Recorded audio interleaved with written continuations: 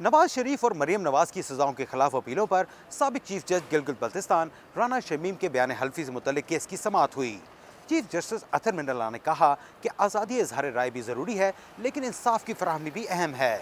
उन्होंने कहा कि अगर अवाम का एतमाद अदलिया पर ना हो तो ये बहुत अलार्मिंग है। दी न्यूज़ के चीफ एडिटर मीर शकील उर रहमान को रोस्टम पर बुलाकर पूछा गया कि अगर कोई भी कहीं भी हलफनामा दे दे तो क्या आप इसको पहले सफ़े पर छाप देंगे, जिस पर मीर शकील उर रहमान खामोश रहे।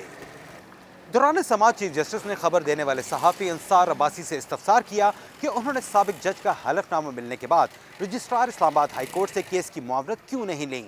अदालत का कहना है कि हलफनामा जुडिशल रिकॉर्ड का हिस्सा नहीं है। उन्होंने पूछा कि क्या खबर छापने से पहले नवाज शरीफ के वकील ख्वाजा हारिस से ये पूछा गया कि इलेक्शन से कबल दरख्वास्त को समाअत के लिए मुकर्रर करने की अपील की थी या नहीं।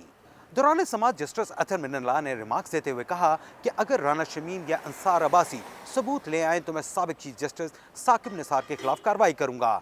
केस के बाद अंसार अब्बासी ने कहा कि मैंने अपनी पेशा वराना जिम्मेदारी पूरी की है। Good faith and without any malice, किसी किस्म की कोई बैड इंटेंशन नहीं थी। और अब जाहिर है अगर कोई और पॉलिटिकल पार्टी जाहिर इसको जिस किस्म का रंग देना चाहें उनका राइट है।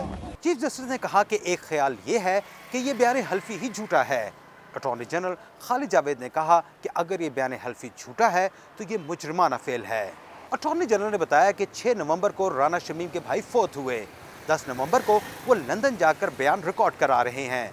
अपीलों से पहले ये सब कैसे हुआ, इसकी टाइमिंग देखना होगी।